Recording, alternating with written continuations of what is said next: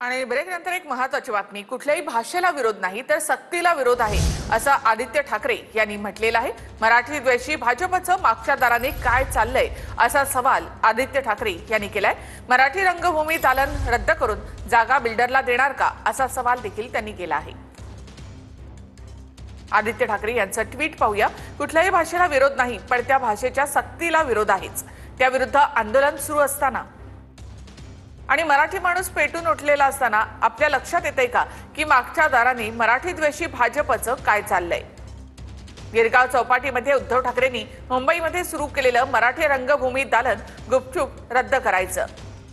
तिसरीकडे मराठी भाषा भवनात इतर कार्यालय घुसवून त्याचं महत्त्व कमी करायचं आणि त्यातूनही मराठी भाषा भवनाच्या कामाला मुद्दाम उशीर करून गोंगडा भिजवत ठेवायचं।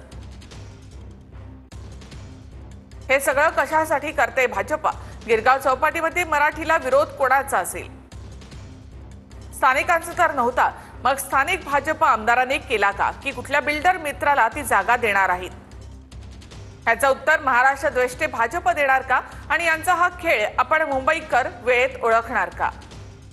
असं ट्विट आदित्य ठाकरे यांनी केलंय।